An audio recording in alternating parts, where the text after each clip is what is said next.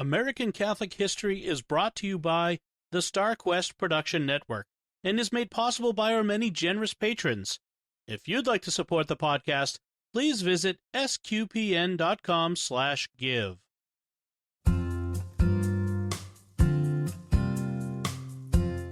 Hello, and welcome to American Catholic History. If you like our podcast, be sure to rate us and give us a review wherever you get your podcasts. And we'd like to say thank you to everyone who has given us a review so far. We are so humbled and flattered by what you've said about us. I'm Noelle Heaster-Crow. And I'm Tom Crow. Today we're talking about St. Josaphat Basilica in Milwaukee, Wisconsin, which was built entirely from materials salvaged from a demolished federal government building in Chicago. The Catholic Church has seen its share of churches confiscated by secular powers for non-sacred uses, and the Church has converted non-sacred buildings to churches. But this is a bit different. Right. I mean, in Rome, you'll find mismatched columns from different pagan temples inside ancient Catholic churches, but I'm not sure about an entire church of this magnificence being built entirely from materials salvaged from just one previous building, as we have here. It's kind of like getting a Lego kit made to build one kind of thing, and then reimagining each piece to build an entirely different, even nicer thing. So let's set the stage with the background of St. Josaphat Basilica. Well, it started with the mass immigration of Polish Catholics to Milwaukee in the latter half of the 19th century. The Kingdom of Poland had ceased to exist as an independent country in 1795, being divided between Prussia, Russia, and Austria. The Poles were historically strongly Catholic and had a strong sense of national pride. As overlords went, the Austrians were okay since they too were Catholic, but the Prussians and Russians, not so much. The Prussians were in the process of unifying the various German nation-states into the German Empire, which they succeeded in forming in 1871. Part of that program meant breaking the power of the Catholic Church and making it subject to the state. So Poles, under German domination, suffered. The Russians were Orthodox, and that meant they rejected and sought to eradicate the authority of the Pope within the lands they dominated. So Poles in Russian-controlled territory suffered as well. This meant many Poles fled their homeland to find religious liberty, to avoid compulsory military service, and to find better lives. The United States, as it had been for French Catholics, Irish Catholics, German Catholics, and other persecuted European Catholics throughout the 19th century, became an oasis of liberty. Right. My own Polish ancestors came to the United States about this time. While they settled in Pittsburgh, Milwaukee also became a destination for many Poles. Right. From 1870 to 1900, Poles were the largest group of immigrants coming to Milwaukee, and by the end of the 19th century, they were second only to the Germans in total population. So naturally, with all of these new Catholics, more parishes were needed. Naturally. And in 1888, St. Josaphat Parish was established on the south side of Milwaukee as the third Polish parish in the city. A small church was built, but it burned down within a year. A second church was built in 1889, but it was quickly too small for the parish, which had swelled to 12,000 parishioners. So in the mid-1890s, the pastor of the parish, Father Wilhelm Grutza, commissioned a new, enormous church. Father Grutza wanted a place that paid tribute to the proud Catholic Polish heritage of his parishioners, and that would be a destination for travelers for generations. Right. So up to this point, the story reminds me of the construction of the Basilica of St. Fidelis, known as the Cathedral of the Plains. Built in Victoria, Kansas by Volga German immigrants who flooded into Kansas fleeing religious persecution, their pastor decided to build a massive, impressive church after their first 3 churches proved inadequate for the growth of the community.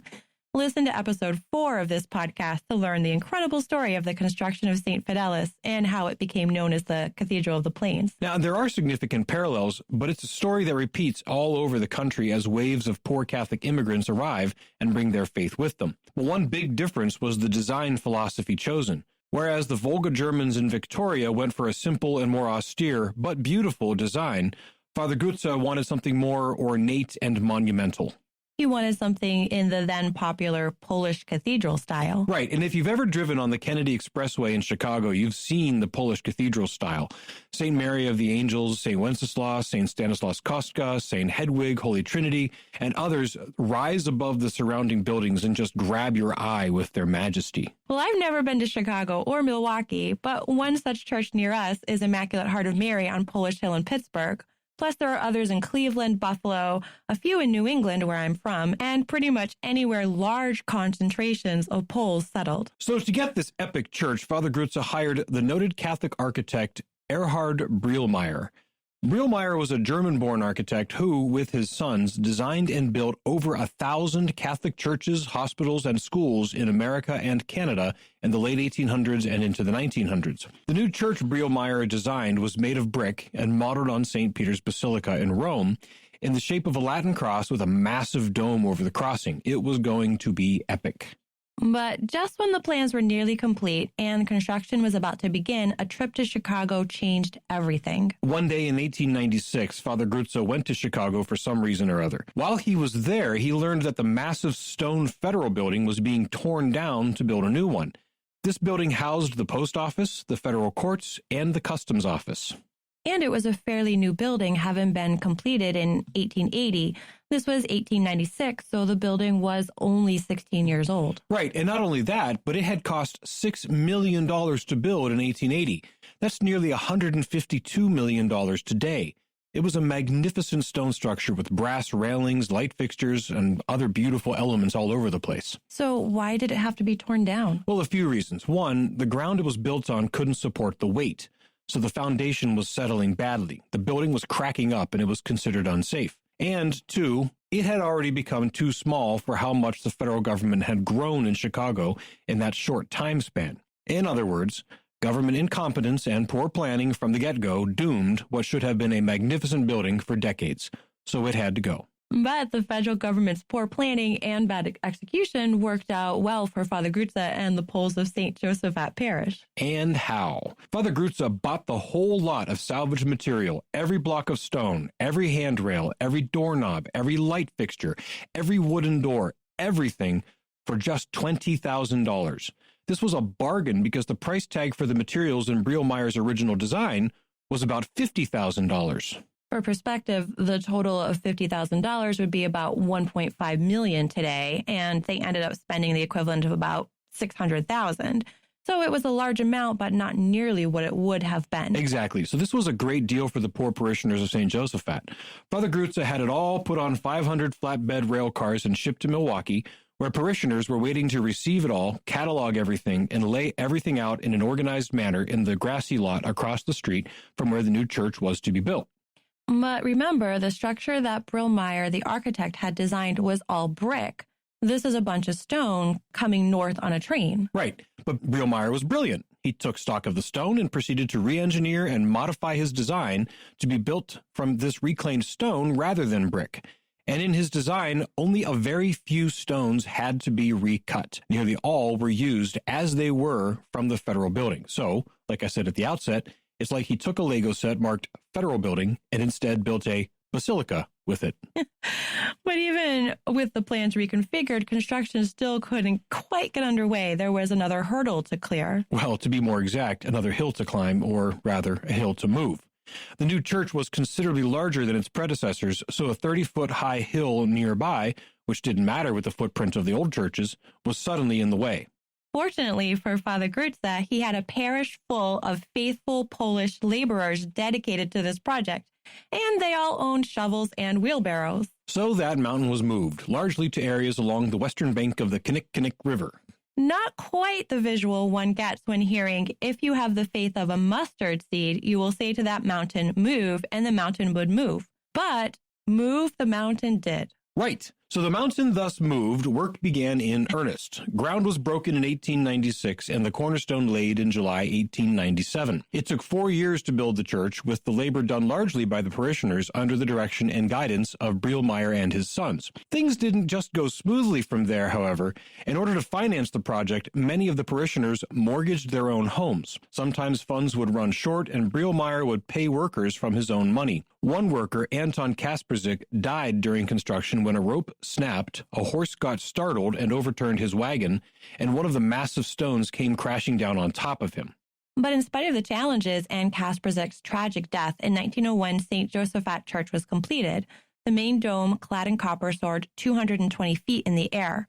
In fact, when it was completed, the only building in the United States with a larger dome was the U.S. Capitol, and in the entire world, only 5 had larger domes. The church was dedicated with a high mass offered by Milwaukee's Archbishop Frederick Katzer on July 21, 1901, with 4,000 in attendance. But even after the dedication, everything wasn't smooth sailing. Just 5 weeks after the massive dedication, Father Wilhelm Grutze, who had worked tirelessly to raise funds and make this dream a reality, died. Also, the construction had cost overruns of more than $380,000, and many parishioners who had mortgaged their homes to fund the project were in danger of losing them. The Archdiocese brought in conventual Franciscans to administrate the parish and retire the debt, which was more than $11.5 million in today's dollars. By the mid-1920s, they succeeded.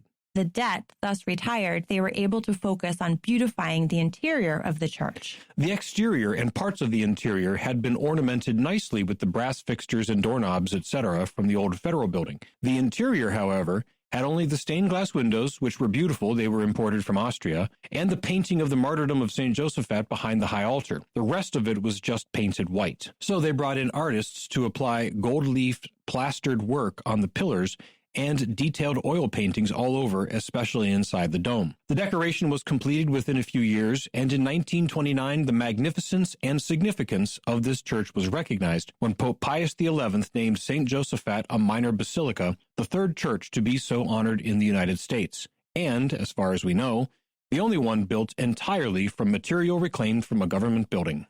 An electrical fire in 1940 led to a slight redecoration of the interior, as some paintings which depicted daytime scenes were damaged and darkened by smoke and had to be redone as nighttime scenes.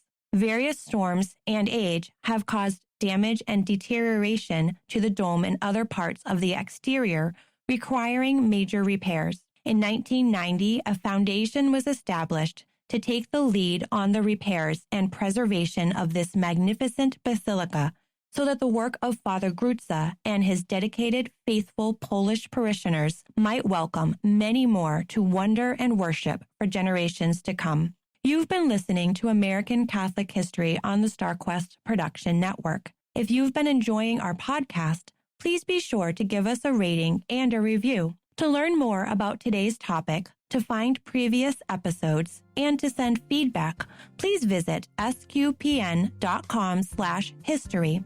You can email us at history@sqpn.com or find us on social media at facebook.com/American Catholic History or follow StarQuest on Twitter at SQPN. I'm Noelle Heaster-Crow. And I'm Tom Crow. Thank you once again for joining us on American Catholic History on StarQuest.